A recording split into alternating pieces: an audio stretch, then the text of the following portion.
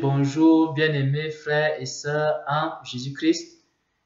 Je viens à travers cette vidéo vous donner la deuxième partie de l'enseignement concernant la prière. Et nous allons voir ici un exemple d'un type de prière. Il s'agit ici de la prière de purification et de la prière de revêtement. C'est-à-dire pour quelqu'un qui veut que son cœur soit purifié et il veut que son cœur soit rempli du Saint-Esprit. Et c'est ce qu'on appelle la prière de purification et de revêtement. Bien-aimés frères et sœurs en Jésus-Christ, ce qu'il faut d'abord savoir concernant la prière de purification et de revêtement, c'est que le péché vit dans le cœur de l'homme. Le péché habite dans le cœur. Parce que si le péché habite quelque part en l'homme, mais c'est dans le cœur. Nous allons voir ça dans les Écritures. Nous allons prendre Marc 7. Nous allons prendre Marc 7 à partir du verset 21.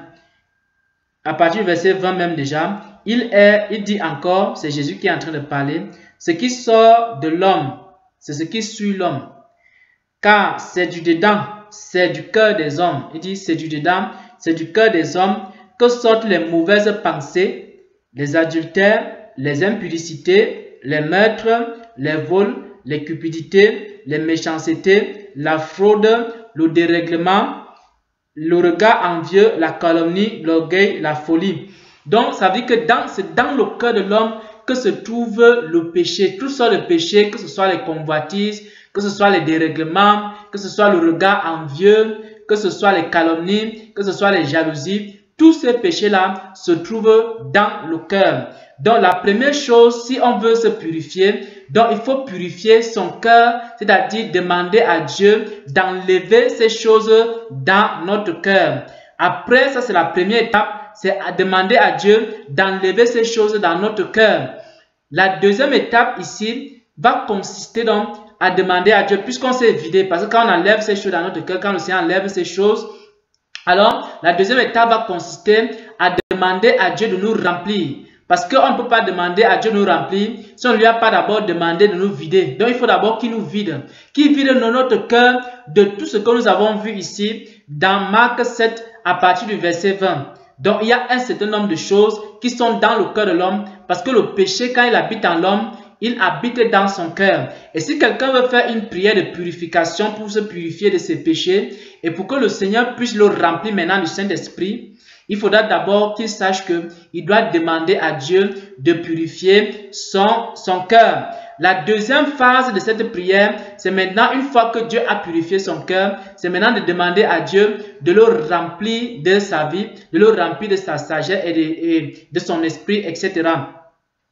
Donc, nous allons commencer parce qu'il faut demander, lorsqu'on fait la prière de purification, il faut demander à Dieu jusqu'à ce que tu sentes que ton cœur a été effectivement purifié. Donc, il ne faut pas faire les prières des religieux. La prière religieuse, c'est on prie juste pour prier. Mais la prière du croyant, c'est une prière que tu vas prier jusqu'à ce que tu sentes dans ton cœur que effectivement ton cœur a été purifié, qu'effectivement le Seigneur a nettoyé ton cœur. Donc tu vas demander à Dieu de nettoyer ton cœur jusqu'à ce que toi tu sentes dans ton cœur que le Seigneur t'a nettoyé, qu'il t'a purifié. Tu vas le ressentir à l'intérieur de toi, dans ton cœur, qu'il a enlevé ces choses. Donc on peut, pour faire cette prière, je prends un exemple. Donc tu commences à dire à Dieu par exemple, tu commences à dire à Dieu en t'appuyant, puisque la parole de Dieu doit s'appuyer sur la prière doit s'appuyer sur une parole de Dieu. Tu commences donc à dire à Dieu que, conformément par exemple à Marc 7 à partir du verset 20, ce n'est pas ce qui entre dans le cœur de l'homme qui suit, mais c'est ce qui sort du cœur. Et que dans le cœur, il se trouve beaucoup de choses. Tu commences donc à lister ces choses qui se trouvent dans le cœur et tu demandes à Dieu de te purifier de ça. Donc Seigneur, c'est toi qui as dit dans ta parole, tu as dit cela dans Marc 7 à partir du verset 20. Tu as dit que dans le cœur de l'homme se trouvent des méchancetés, dans le cœur de l'homme se trouvent des impuretés, dans le cœur de l'homme se trouvent toutes sortes de choses impures. Papa, je prie que dans mon cœur, tout ce qui ne glorifie pas ton Saint-Nom dans mon cœur, que tu arraches cela, que tu me purifies de toutes ces choses. Papa, nettoie mon cœur. Papa, lave mon cœur. Papa, enlève dans mon cœur toutes les vols, tous les adultères, toutes les méchancetés, tous les regards envieux, toutes les jalousies, tout ce qui n'est pas de toi. Papa, la convoitise. Seigneur, enlève ces choses. Papa, purifie mon cœur de toutes ces choses. Papa, les soucis de ce monde, les soucis du siècle présent qui m'empêchent de produire du fruit. Papa, enlève dans mon cœur les soucis de ce siècle. Papa, enlève dans mon cœur tout ce qui ne vient pas de toi, toutes les pensées, Seigneur, oh Dieu, mauvaises. Papa, oh mon Dieu, la folie, Papa éternel, les mauvaises pensées, les pensées du monde. Papa, enlève ces choses dans mon cœur. Papa, nettoie complètement mon cœur. Papa, comme tu as nettoyé David. Papa, comme tu as nettoyé David. Papa, nettoie aussi mon cœur. Papa, purifie-moi. Lave-moi, Seigneur, complètement. Qu'on ne retrouve plus jamais une de ces choses. Qu'on ne retrouve plus jamais l'iniquité. Qu'on ne retrouve plus jamais la méchanceté, qu'on ne retrouve plus jamais l'orgueil, qu'on ne retrouve plus jamais les regards envieux, qu'on ne retrouve plus jamais la colère, qu'on ne retrouve plus jamais les animosités. Papa, tu as dit dans ta parole que tu es venu chercher une église pure, sans tache, sans ride, sans rien de semblable. S'il te plaît, enlève ces choses dans mon cœur. Papa, nettoie mon cœur. Papa, nettoie mon cœur. Ephésiens 5, verset 27. Tu as dit que tu es venu enlever une église pure, une église sans tache. S'il y a une tache dans mon cœur, s'il y a une tache dans mon cœur, s'il y a une tache dans mon cœur, enlève cela. Tu es aussi venu chercher une église sans ride, sans rien de semblable. S'il y a une ride dans mon cœur, s'il y a une ride dans mon cœur, enlève cela, enlève cela. Ephésiens 5, verset 27. Papa, s'il y a une seule chose, peut-être qu'il y a l'amour du monde, s'il y a encore l'amour du monde, enlève cela. Toutes les faiblesses qui sont dans mon cœur, enlève cela.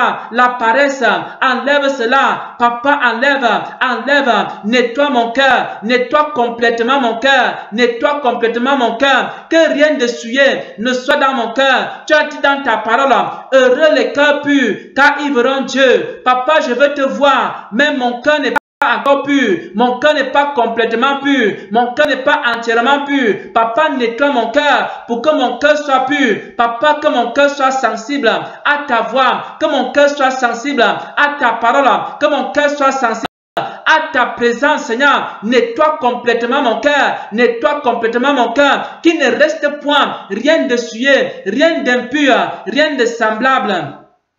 Voilà, bien-aimé, la première partie. Et tu peux, par exemple, confesser ça. Tu confesses tout péché qui va te venir à l'esprit. Tout ce que tu vas penser comme étant péché, tu cites. Tu confesses, tu dis à Dieu, je renonce à telle chose, je renonce à telle autre chose. Donc ça, c'est la première partie. Ça peut te prendre même 1 heure, ça peut te prendre 2 heures, 3 heures, 4 heures, ça peut te prendre toute la journée. Jusqu'à ce que tu ressentes dans ton cœur que Dieu t'a purifié. Si Dieu, tant que tu ne ressens pas dans ton cœur que tu es purifié, n'arrête pas. Et ensuite, tu demandes au Seigneur maintenant de te laver par son sang, de te purifier par le sang de Jésus. Et tu demandes cela au nom de Jésus. Donc, après avoir confessé, jusqu'à sentir dans ton cœur que non, effectivement, Dieu a purifié mon cœur, alors maintenant, tu peux passer à la deuxième phase. À ce sujet, la prière de purification de revêtement, on a eu à le faire une fois dans une assemblée. On était venu dans une nuit de prière, on a commencé à confesser, on confessait, on a passé des heures à confesser. On confessait. Après maintenant, on a commencé la deuxième phase, on a commencé à demander à Dieu de nous revêtir, de nous remplir. Parce que quand on a senti maintenant que nos cœurs étaient propres, que nos cœurs étaient purs, que nos cœurs étaient remplis de Dieu, alors à ce moment, on a commencé, était devenu pur, on a commencé à demander à Dieu de nous remplir. Donc la deuxième phase maintenant de cette prière de purification et de revêtement, c'est demander donc à Dieu maintenant de te remplir, puisque tu t'es vidé. Peut-être tu t'es vidé pendant 1 heure. Peut-être tu as prié pendant 1 heure pour confesser. Peut-être tu as prié pendant 2 heures, peut-être pendant 4 heures. Parce qu'il faut confesser comme ça jusqu'à ce que tu sentes dans ton cœur qu'effectivement Dieu t'a pardonné, que tu sens dans ton cœur qu'il y a la vie dans ton cœur. Et quand tu sens dans ton cœur, tu passes donc à la deuxième phase de cette prière. Donc, on va prendre un exemple. La deuxième phase consiste à dire à Dieu de nous remplir de sa vie. Donc, Éternel notre Dieu, Père éternel, tu as dit dans l'épître au Timothée 2 Timothée 2, à partir du verset 20, tu as dit que si quelqu'un se conserve pur, il deviendra un vase d'honneur propre, utile, agréable à son maître. Donc je prie au Dieu de gloire que tu me remplisses, que tu fasses de moi un vase d'honneur, un vase rempli de sagesse, un vase rempli de puissance, un vase rempli d'amour, un vase rempli de ta bonté. C'est pourquoi je te dis, Seigneur, je t'en supplie, remplis-moi de ton esprit, remplis-moi de ta gloire, remplis-moi de sagesse, remplis-moi de pureté, remplis-moi de vérité, remplis-moi de ta grâce, remplis-moi de dons et de capacités, remplis-moi de ta vie. Papa, revêt-moi de ta gloire, papa, revêt-moi de ta gloire, papa, revêt-moi de ta plénitude. Oh Sainte Kariba Robo Korobo Sanda Kende Rinda Kokerebe Inda Santa Kante Ariante Onta Keriente Moriante Santa Rante Corriente Corriente Ante Santa Orienta. Donc tu continues à prier ainsi, tu continues à prier ainsi, jusqu'à ce qu'à un moment donné, le Saint-Esprit va commencer à prendre contrôle de tes lèvres, va commencer à prendre contrôle de ta bouche. Alors à ce moment-là, tu vas commencer à prophétiser, tu vas commencer à avoir des révélations, tu vas commencer à avoir des inspirations, tu vas commencer à être rempli de la gloire de Dieu, tu vas commencer à parler en langue, tu vas commencer à dire, à avoir des paroles de sagesse. Donc tu pries comme ça, même pendant aussi 2 heures, 3 heures, 4 heures. Tu es en train de demander à Dieu de faire quoi? De te remplir. Tu confesses, tu dis tout ce que tu veux qu'il te remplisse. Si tu veux qu'il te remplisse des songes, des visions, tous les dons que tu veux, qu'il te remplisse, tu demandes à Dieu de te remplir de ses dons, de te remplir de ses capacités. Tu vas sentir la force de Dieu venir en toi. La gloire de Dieu se manifester maintenant dans ta vie.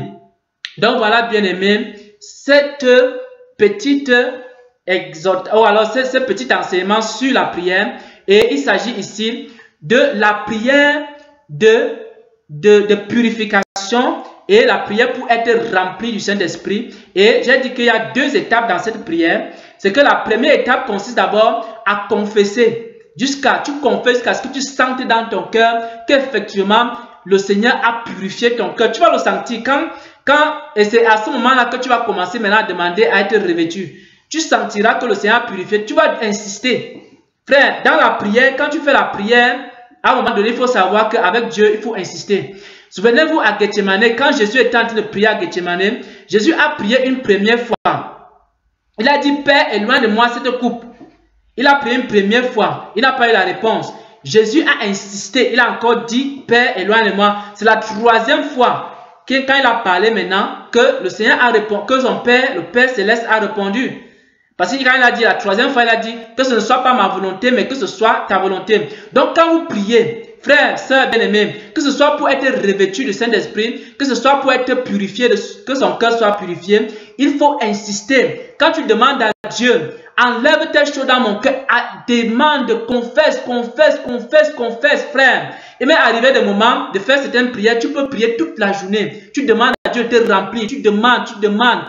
Même quand il t'a rempli, tu demandes encore de remplir davantage jusqu'à ce que tu sois revêtu, rempli de sa gloire. Alors à ce moment-là, tu pourras arrêter la prière. Donc ce que je voulais dire ici, c'est que dans la prière, quand tu demandes à Dieu, il faut insister jusqu'à sentir qu'effectivement Dieu t'a libéré, Dieu t'a purifié, que Dieu t'a rempli. Alors à ce moment-là, tu peux arrêter donc la prière, sachant que tu as reçu ton exaucement au nom de Jésus-Christ. Amen.